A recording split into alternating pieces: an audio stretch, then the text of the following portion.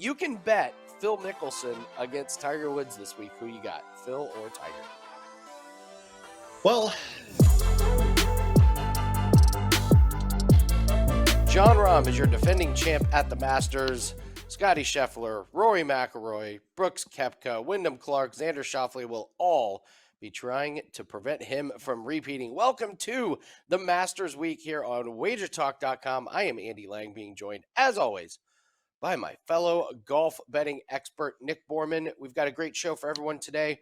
We're going to go over the course. We're going to go over the total strokes gained, players that can trip you up, DFS. We've got some special questions for Nick, and our producer has correctly picked the last two Masters winners, and we're going to bring him on at the end to get his pick and see if he can make it 3 in a row. Welcome, everybody. We've got a lot to get to, and Nick, let's just start with the winner trends for this course. It's a course that we have about as much data on as humanly possible, and it's a course where experience means a lot here. So there's a lot of trends that can really point us here in the right direction of how to narrow down who we want to bet on. So let's just jump right into it. What are some of the trends that we've seen over the last few years, 10, 15 years, that can help us narrow down this field for our outright winner?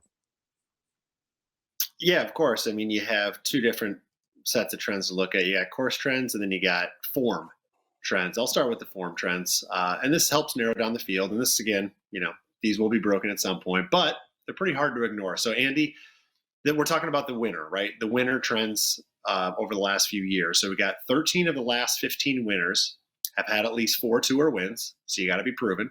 12 of the last 14 winners have finished in the top 6 in at least one major over the previous 2 years. And 13 of the 14 have finished in the top 8 of any tournament in their previous 7 starts. So you got to be playing well in a major. You got to be playing well recently. And you got to be a proven winner, right? And then in the year leading up to the Masters, so the previous 12 months, all 14 of the last 14 winners have ranked inside the top 30 strokes gained tee to green. 14 of 15 have ranked inside the top 50 in driving distance. Obviously, Augusta keeps getting longer, so that is a big advantage here. And 14 of the 16 have ranked outside the top 50 in strokes gained putting. A little strange on that one, right? But you don't have to be a great putter here. You just got to get the ball to the green and know where to be on the green, because that's the key at Augusta. You got to know where to hit the greens and know where you can miss around here. And the last couple I'll mention on this is 22 of the last 24 winners have been inside the top 30 official world golf rankings. Makes sense. And then here's a really strange one. Since 2000, Andy, everyone not named Tiger Woods, Phil Mickelson, or Bubba Watson is a first-time and only Masters winner. So there's never been a repeat other than those 3 guys since 2000, which is kind of bizarre considering, when you play here once, you usually play here well again and again and again and again. But really, it's first-time winners all the way through, except for those guys. And then last thing I'll mention is Data Golf, great source for strokes gained data, right? They put together a great graphic on kind of what experience means at Augusta National. So the first 2 years a player competes at Augusta National, in relation to the rest of the field, you're going to lose strokes, right? Makes sense. You're learning it. You don't really know. You starting at year 3, you start to slowly gain strokes on the field. And the sweet spot for those players to have their peak performance at Augusta National is between year 7 and 13, with the absolute peak being year 9. So throwing it out there, because if you want to look at some guys that have been playing here for plenty of years, so again, between 7 and 13, it narrows the list down to about 15 players. Rahm's an example, Schauffele's an example, Matt Fitzpatrick, Matsuyama. Who's not an example, Andy, is Rory McIlroy. He's on his 16th, so he should be technically, by this theory, declining. Of course, Tiger Woods, Dustin Johnson is actually outside of that as well. So there are a couple names that have now been playing a little bit too long that are starting to fall out of that. Probably doesn't necessarily mean anything, but interesting to note anyway. And those are some of the winning trends and course trends that matter here at Augusta National. Love it. Love it. Yeah, we're going to piggyback off of some of those and some of our upcoming topics here. If you're enjoying this content, just hit the like button, guys, and leave us a comment. Tell us who you like this week. I mean, no better week than to tell us your outright winner. Tell us who you like, top 10, top 20, any best bets that you have, and tell us if you agree or disagree with what our thoughts are this week. Let's talk about the course, Augusta. I mean, it's just one of the most beautiful courses in the world. I think most people would say it's probably the most well kept. It's just a beautiful course that tests every single part of the game. There's going to be holes where you got to be aggressive and ambitious with your shots, and then there's holes where you have to be patient and conservative with your shots. The winner is not going to be able to completely bomb the course and not be great with the putter, but at the same time, can't be wayward off the tee. You got to be good with driving. You got to be good with irons. You have to be good with scrambling, and you have to be good with putting. These greens are really big in some areas, but like Nick said, it's not just hitting the greens. It's where you hit the greens and where are the pin placements. If you put the ball in a certain area of a green on Thursday, you could have a birdie opportunity. If you do the same thing on Friday, you could be looking at a bogey because the pin's on the other side of the green and you got a three putt looking you in the eye. It is not about greens and regulations. It is absolutely where the pin is and where can you set yourself up for that. Um, I the driving of the ball, I love watching guys and how the strategy changes throughout the round because a lot of courses, Nick, it's like pull out the driver and let her rip. And around here, it's you just can't do that. It's like, oh, this one you got to play this direction. Mhm. You can't be on this side of the fairway. You almost don't want to hit it too far because you can roll off into the pine straw. Every tee shot is different. I love that aspect about it, and I love that it just tests everybody's game. You can't be bad on the par threes. You can't be bad on the par fours. You have to take advantage of the par fives. Weather is going to be tricky this week. As of now, we're recording this on Tuesday morning. There is a lot of wind on Thursday and Friday. That looks like that is going to be constant. The wind's going to die down on Saturday and Sunday. Thursday morning, there are thunderstorms in the area. Now, I will say, on Monday, the forecast called for rain throughout most of the day. Already, it's changed to where it's just on Thursday morning. So we're trending that maybe we might be looking at maybe just a late start on Thursday, or maybe the early groups go out in some of the weather. So we got to keep a close eye on the weather. It does look like it's starting to trend in a little bit more of a positive direction as in terms of there's no lightning in the area, but wind is going to be a factor Thursday and Friday. Absolutely 100%. There's going to be winds at least 15 miles an hour sustained, gusts well over 20. So keep your eye on the weather. I'm going to go over a couple of my favorite holes here, Nick. I'll start with hole 11, White Dogwood. It's a par for 520 yards. This, over the years, has been the second hardest hole. Par, great score. If you Beast. walk off with a par, it is a monster, man. Tee shot is left to right. If you hit it properly, you're at least going to be downhill, but it can set up a weird stance. The approach is so treacherous, man. That water just hugs the green on the left side. If the pin is in the back, that bunker comes into play. It is just a brute. I love that overhead shot of the green that you can see there, just showing how tight the Mhm. window is to hit that one. So, I mean, if you hit a wayward tee shot or an approach, it's a disaster. So it's a monster Yeah. hole. I love this one. Get your par and get out of there. Next hole, number 15, Firethorn. This is a birdie opportunity, second easiest hole. I don't want to say it's a must birdie, but I think the winner's got to be 3 under on this one. It's reachable in two. The approach has to clear that water. That water has gobbled up quite a few golf balls over the years, but you hit a good tee shot. It's a reasonable approach to give yourself a potential eagle. I would say that those are going to be really tough on Thursday and Friday with the wind. Birdie is a very likely outcome as long as you hit a good tee shot. Like I said, I think the winner's got to play this one 3 under. There's not a ton of birdie opportunities out there. So when you get a hole like this, you got to take advantage. And then 18, Nick.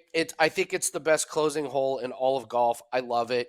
I mean that small window off of the tee is it's amazing. Yeah. We've seen players Brutal. hit the trees right there in front. It happens to the best of them.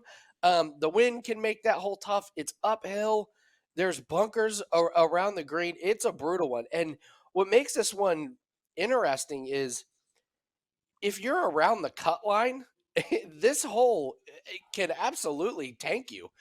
We watched players that are like, one or two shots in the cut, they go up to 18 and walk off with a double bogey, and all of a sudden they're outside the cut. So I think it's my favorite closing hole in all of golf. So my favorite holes 11, 15, and 18. What are your thoughts on this course?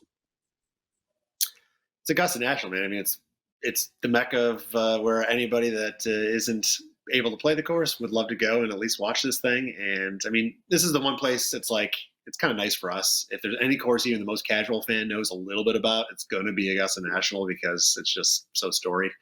But there's a lot of elevation here. A guy like Tiger Woods who struggles with walking around the course. This, even though he's on that never missed a cut streak in his professional career, going this year, can he get around this all physically? There's a lot of up and down, and really they keep changing the course as far as they keep adding length. They added another 10 yards this year to one of the par fives. I mean, they're trying to fight back against the ball, and kudos to them. They can do it very well. There was a lot of I was watching live from the Masters on Monday, and even just like Rory, just talking about the extra 10 holes. It was on number 2, that par 5 that Louis double eagled 10 years ago.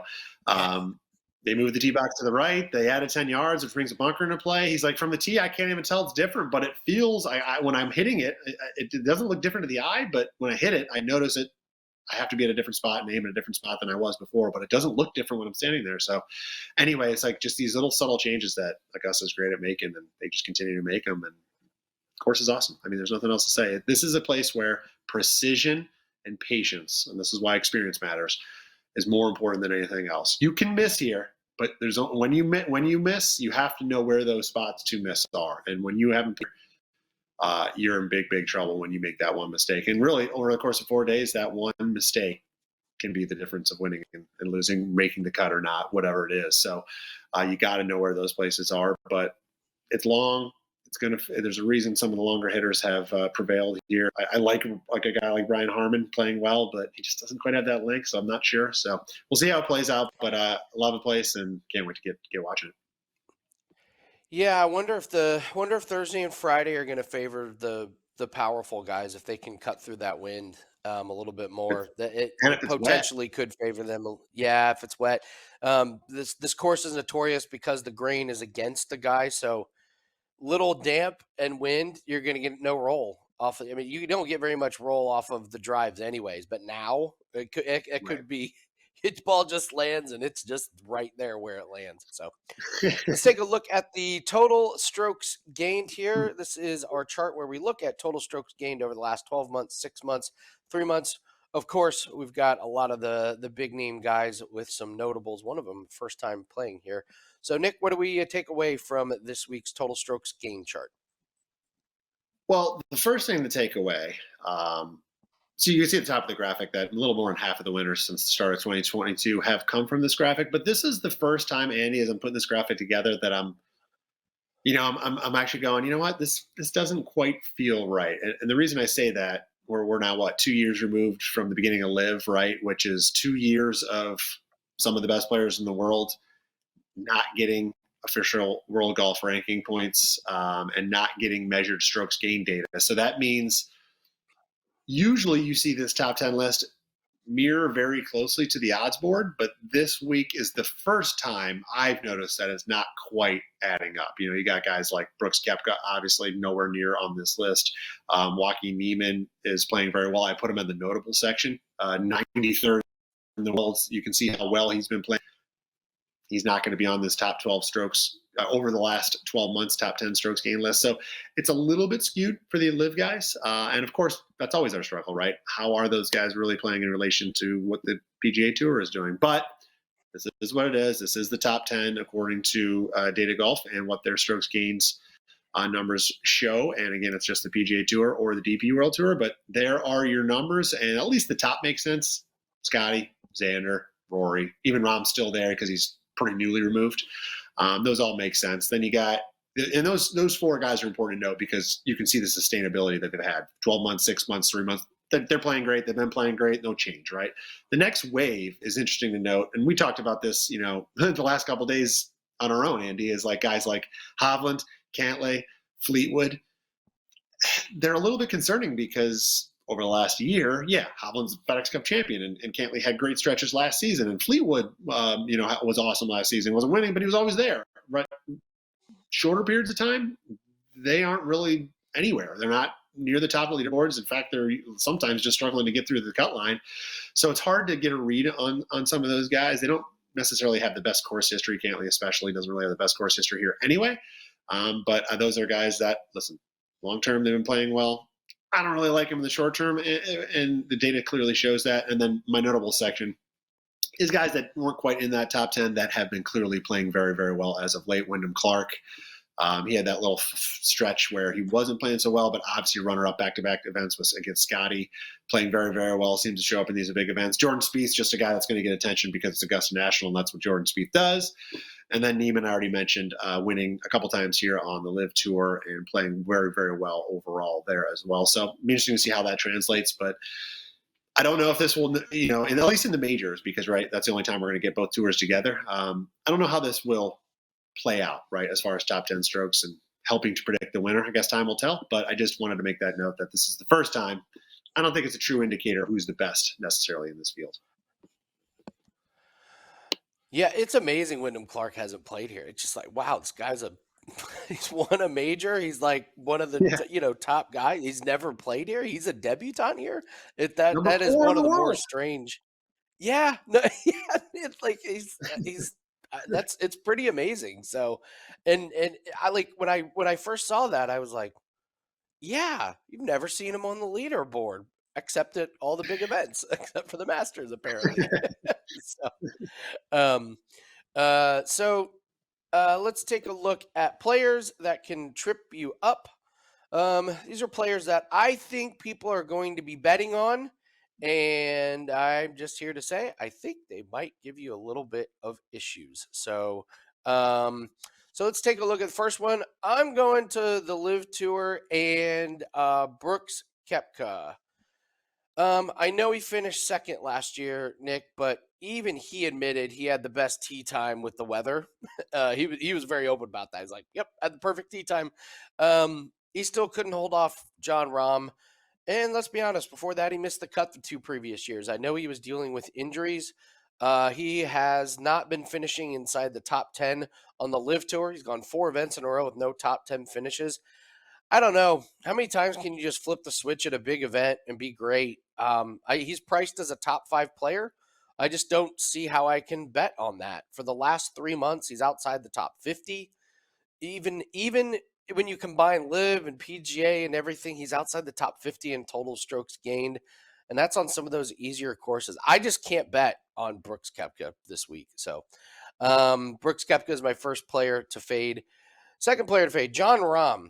Going to the defending champion, trying to win 2 times in a row at the Masters is almost impossible. Nick, it's been tough to just play good the next year or just, play a little bit up to the expectations. The pressure of repeating, I guess, I mean, all the media attention, you got the big champions dinner. It just feels like it's a lot for the former champion. And Rahm is priced as the second favorite, so he's going to need to finish top 3 to return value. And let me go over the finishes here, Nick, of the defending champions. So Scottie Scheffler, 2022 champ, next year 10th. Matsuyama, 2021 champ, next year 14th. DJ, 2020 champ, next year miscut. Tiger Woods, 2019 champ, next year 38th. Patrick Reed, 2018 champ, next year 36th. Sergio, 2017, wins it. Next year, miscut. These guys are all coming up short the next year. And there's just something about trying to repeat and trying to play your best 2 years in a row here. It's very difficult. And this alludes back to your thing of it. We just don't have repeat champions here. It just doesn't really happen. The numbers bear that out. So let's take a look at the third player to trip you up. And boy, isn't it amazing? We just talked about him. I got Wyndham Clark as a player that can trip you up. I just think it's really hard to make your debut at Augusta, and he has all the upside in the world, like you said, number 4 in the world. I'm just not going to bet on a guy making their debut. There were a few guys that have played really good in their first time: Spieth, Zalatoris, Theegala, solid finishes. But other guys, they've really struggled. Scheffler's first time was 19th. Rahm first time was 27th. Koepka 33rd. Schauffele was 50th. Joaquin Niemann was miscut. Hovland was 32nd. Cantlay miscut. Matsuyama missed the cut his first time. Cam Smith was 55th. Justin Thomas is 39th. So these are big name guys with big time games. And your first time, you just don't quite have the course knowledge that the other guys do. So as good as Clark has played in these big time events, going toe to toe with Scottie Scheffler, I'm just going to be avoiding him. I think Augusta's just a completely different animal. So Brooks Koepka, Jon Rahm, Wyndham Clark are three players that can trip you up.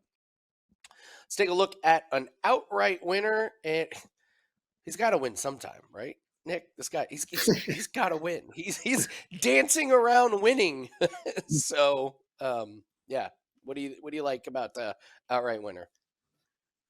Yes, that's kind of my opening line here with Xander. Yes, I know he hasn't won on tour since 2022, and he's still somehow yet to win a major. But I still believe that win is coming sooner or later, and he fits all the most important trends for past winners here this week at the Masters. And really, the thing is he's just playing so consistent. There's really nobody else on tour aside from Scottie that week in and week out is just playing as consistent as Xander Schauffele. Obviously, he just hasn't won, but he holds the tour's longest cut streak, 42 straight, which Scottie's list at 33, Hovland's 32, and the next closest is like down the teens. So it just shows how consistent he's been for a long period of time.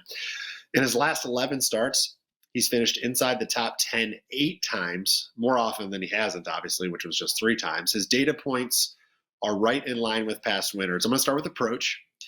Andy, Xander has gained strokes on approach in 28 of his last 29 starts. Obviously a huge thing at Augusta National. This is a second shot golf course all day. He's also gained strokes in 13 straight starts around the green. Got to have that finesse and touch when you do miss. And his putting. 27 of his last 29 starts, he's gained strokes putting. So he's not like a Scottie Scheffler where he's hitting the ball well and just can't putt. Like, he's doing it all. There's always somebody each week that's beating him. Or maybe he's just, what was the players? Was it the players? Yeah, where he had his chance and he made a couple mistakes on that back nine. Otherwise, he very well could have won that thing. So it's, whether self-inflicted or somebody else just jumping, there's always one little thing that seems to go wrong, but he's there. He's in contention. And when you're betting outrights, you really just want that chance on Sunday. And I think he's going to give us that. And in major pedigree, he's finished inside the top 20 in 7 straight majors. Very consistent, obviously. And he's finished inside the top 10 in 3 of the last 5 years here at Augusta, with a runner-up in 2019 and a tie for third in 2021. So knows the course, playing very, very consistent. It's got to come eventually, Andy. 16-1, I think, is a pretty decent price on him. Better than Rahm's price, right? Better than Rory's price. I ain't touching those guys. But Xander at 16-1, I think, is pretty solid. I'm with you. Schauffele, he's just so good. I mean, you can even get pretty decent prices on top 20. I mean, I think I saw minus 165 on top 20 finish. That includes ties. So he's such a really good bettable commodity on the PGA Tour. So I'm with you 100% on that one. Let's take a look at DraftKings Darlings. So I have a free article up on wagertalk.com. I've got 2 DraftKings lineups that you can do. One is stars and scrubs, like bottom tier price guys, and then couple that with some bigger names. I find that the best value at the majors is kind of settling in the middle there. I'm not going to have Scottie Scheffler in my best lineup here. So my DraftKings Darlings include some players in between 7,400 and 7,900. And we'll start with Patrick Reed at 7,400. Nick, he just loves playing at Augusta. He just always shows up and plays good here. And this is a guy who has been playing pretty good on the LIV Tour, 9th and 4th in his last 2 LIV events, 4 top 10s in his last 6 Masters, including a win. So when you're looking at these guys in 7,400, this is a guy that knows the course extremely well, plays good. He's in pretty decent form at 7,400. I think he's in good shape. Up next, Sahith Theegala at 7,700. He made his debut last year and finished 9th. That is extremely tough to do. And he's just playing really good golf. No missed cuts. 2 top 10s in his last 3 tournaments. So Thigala at 7,700, I think, is a little bit undervalued. And then Matthew Fitzpatrick at 7,900. We have this very bizarre story where Fitzpatrick was terrible to start the year. It turns out they had put weights on his clubs in training in the offseason, and they forgot to take them off his driver. And they figured it out 2 tournaments ago, and he's turned around. He's played 5th and 10th, 2 best finishes of the year. So maybe this is the sign that he's back. It's a bizarre story, Nick, but listen, can't ignore the numbers. 7,900, Matthew Fitzpatrick. He always makes the cut here. Just always sees the weekend and is going to get you weekend points. And he finished 10th here last year. So 10th and 14th the last couple years. So DraftKings darlings are going to be Reed, Thigala, and Fitzpatrick. And on that free article on wagertalk.com, it's got my full lineup for there, and then a stars and scrubs lineup. That is a lineup where I figured out a way to put Scottie Scheffler into it. Let's take a look at the finishing position. I love this guy. He's not exciting, and it just works out on this course. Who do you like as your finishing position? The story you have with Fitzpatrick is just so good. It's too funny. And then nobody else it would better happen to than him. He's such a golf nerd, and to have that happen to with every little data point he keeps track of, and he missed that. So it is a good story, and it seems to be true. So yeah, Andy, we're looking at a leaderboard finish here. Russell Henley is a name that we know, obviously. Maybe the casual golf bettor doesn't know, but it's hard to find somebody playing as consistent, has all the traits you want in a winner, and is really getting priced, I think, at a number that I think much better at. I mean, over the past year, so you go back to last players in 2023, he's finished inside the top 20 in 16 to 24 starts. That's 67% of the time, Andy. He's finished in the top 20. We can get a plus 170 number right now at DraftKings, including ties. Additionally, some stats that just show that he's been consistent and playing very well. Obviously, with that consistency, he finished in the top 15 in the FedEx Cup last year. He ranks top 5 in 3-putt avoidance. He's top 30 in strokes gained putting. He's top 20 in official world golf rankings. I mentioned that was important. Top 15 in the data golf rankings. He finished 4th here last year, and he's finished finished inside the top 15 in 3 of his last 4 starts here at Augusta. So clearly plays well. He hasn't played. He's kind of had some up and down years, so he hasn't played consistently every year, but he's been a lot more consistent, obviously, more recently. I think this is his best golf of his career. Like Xander, his approach game very, very strong. He's gained strokes on approach in 20 of his last 24 starts, gained strokes off the tee in 19 of his last 25 starts, and he's gained strokes around the green in 17 of his last 25. His one knock, driving distance, isn't there. I mentioned how important it is, that 14 of the last 15 winners have ranked inside the top 50 in driving distance. Henley is not in there, so maybe he doesn't win for that reason, but clearly that hasn't held him in the years past from finishing well and being in that first region leaderboard. So I like Henley to cash a top 20 ticket. You could look at a top 10 if you want as well, but I do think he's going to be up in the mix come Sunday. Love it. Love it. There you go, guys. You got a finishing position. You got an outright. You got players that can trip you up. We got some DraftKings darlings. And now we need to bring in producer Robert, who has correctly predicted the last 2 winners. Robert, we need to bring you in here, and we need to go for 3 in a row. This is going to be very, very impressive if you can get 3 in a row. So, Robert, confirm that you're there and tell us who you like for this year. All right, Robert, who do you like for this year? Who's the winner going to be? The winner for me to go 3 in a row. Talk slowly. Will be Rory McIlroy at plus 1,200.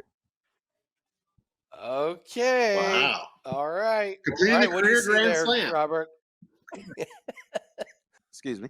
He finished. Top 10 finishes in his last 7 goals in the Masters. So I just think he got to win one. I wish he still had the live beef because that was the best Rory we seen. But that's kind of died down. So, but I like Rory in this matchup. Didn't want to go with Rahm. Didn't want to go with Scheffler. Like you said, Andy, the previous winners, they don't do too well the next year. So I like Rory in this matchup. I don't know about if the live beef is gone. If he wins, Taylor Gooch is going to be hot. Taylor Gooch, Taylor is gonna be he's gonna put the live in livid. So It's going to be like you asterisks. said, He won without asterisks. Taylor Yes, there's Gooch in the field. he says he says if I'm not playing, there's an asterisk by it. Oh my God. Okay. Well, let's get to some random questions for Nick. And we want to remind you guys, we're doing a live show tomorrow on Wednesday. We'll announce the time. But we're going to be doing a second show for this week's Masters. So get your live questions. We'll be able to get just a little bit more closer look at the weather. We'll also be able to look at the tee times. We're going to go over some more outright winners and finishing positions. We'll go over some head-to-heads. We'll build a DFS lineup, and we'll answer your questions. So make sure you join us Wednesday for that show. It'll be on the Wager Talk YouTube channel. All right, Nick, speaking of ridiculousness coming from the Live Tour, what's the more ridiculous Jon Rahm comment? Is it when he says there's enough room for 2 golf leagues when there wasn't enough room for 1 golf league? That's why they split apart, because there wasn't enough money.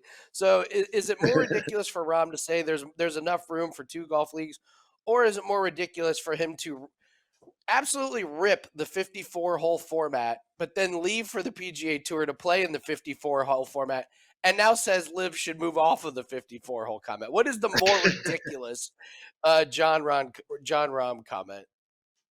Yeah, I mean that second one with 54 holes, plus everything he said going back to last year, where he was just adamantly against everything. He's like, I'm here for the love of the game, not for the money. But clearly, everyone has a price, Andy. Even me. I know it's hard to believe. But listen, I know. Yeah, listen. He sees what we've talked about on the show before. The relevance of these players starts to decline, right? Unless you're like you or I. Yeah. You're no longer getting these points. You're no longer going to be in these events. Now, Rahm, he's a winner of the Augusta. He's always going to be here, and he's going to be in the majors for a while because of that win. But I think he sees what's happening to a lot of these other guys, and it's been a long, long time, other than a comment in the media, that I thought of Taylor Gooch, right, or Ian Poulter, or Lee Westwood, Charles Howell III. Yeah. I used to bet on those guys, but I know. The ego of these guys, and not only are they becoming more irrelevant, I just don't even really take them serious. I'm finding it hard to take Jon Rahm serious. Like, you took the money, you went to a 54-hole format, and now you're saying the 54-hole like, you knew what you were doing. These are actions have consequences. I just can't believe the nerve of some of these guys. I'm teaching my 4-year-old that, and I think he understands it better than Rahm. Yeah, if you're like, hey, that stove is hot, don't touch it. And if he would just walk over and touch it, you would be like, what are you doing? I just told you that the stove was hot. So we did get an amazing Tyrell Hatton outburst where they didn't beep anything, and I was all for it. I don't know if you saw. I mean, he used all the 4-letter words in that one, so I missed that one. All right, next topic. In an interview, Nota Begay brings up that Tiger has absolutely no mobility with his ankle. Seems like a problem in bad weather and playing at Augusta. You can bet Phil Mickelson against Tiger Woods this week. Who you got, Phil or Tiger? Well, Nota Begay is as close to a friend as that Tiger has, and if Nota Begay is saying that, Yes, I go back to every year. I feel like at the Masters, Nota's always pumping Tiger up, whether it's a lie or not. I guess we don't really know, but he always has something positive to say. I actually haven't heard that yet, but if that's what he's really saying, that's very alarming to me, because he never really tears down Tiger, if you will. So if that's the case, Augusta National is not easy to get around. Phil's actually been still playing well here, just kind of on Live. I don't know what the price is. -110, -120. Phil, definitely.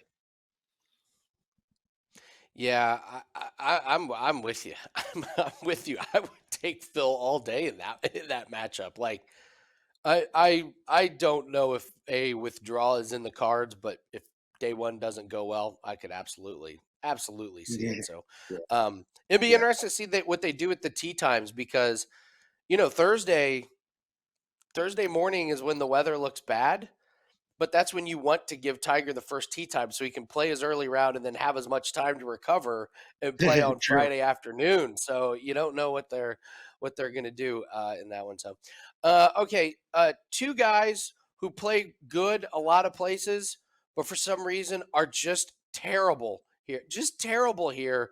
Who you got, Max Homa or Brian Harmon? Max Homa, miscut, 48th, 43rd here. Brian Harmon has missed the cut both of the last 2 years. These are guys that are normally near the top 10. For whatever reason, this course just does not play. So who you got head to head, Max Homa or Brian Harmon? I guess if you're making me choose, I would confidently go with Harmon. I think he's been a little more consistent and showing up in the bigger events. Obviously, the Open champion played very well at the Players a couple weeks ago, and his around the green game is very, very good. His approach game is good. His distance sucks, so that's a problem. But he's a lefty, right? Augusta does play well left. It's easier to hit cuts, and there's a lot of that holes that move that way. I know people talk about that all the time, but it is true. There's a reason Phil and Bubba and even Mike Weir have won here. I don't think there's many other majors where that many lefties have won recently. So it does help. So that's just that one little 2% advantage that helps get Harmon over the edge. But I guess I would go with Harmon over Homa. Love it. Love it. I have to bring up, we talked about like which big name player is just going to withdraw or miss the cut on purpose. And we brought up a couple. We were on the wrong tour. Cam Smith withdrew from the Live tournament. Illness. It was great. It's great. I was like, oh, darn it. I was on the wrong tour with that one. All right, two questions about the course. All right, so Nick, could you close out the win? Let's say they call and they say, Nick, you made it into the Masters. You're our alternate. You make it in there. You have the rounds of your life, and you're walking up onto 18, and you've got a 2-stroke lead. Do you think you could close it out on the 18th hole on the Masters with a 2-shot lead over Scottie Scheffler? I imagine I'm playing, the same tees as them. I ain't getting to the corner, first of all, to get a clear shot into that green. Okay, so now I'm hitting it short. Maybe for that reason, I go very conservative off the tee, and I don't even know if I'm gonna reach the fairway, to be honest with like a hybrid or a 5-wood or something. And then I got to go like probably 8-iron, 7-iron to get up around that corner a little bit. And then I might have another 8 or 7-iron or maybe a wedge at that point, 9-iron. And all the people and all that pressure, 9 is my best score. So no. Okay. So, I'm definitely going to shank one into the crowd, right? Because I'm going to be crapping my pants. Truth. 9. Okay.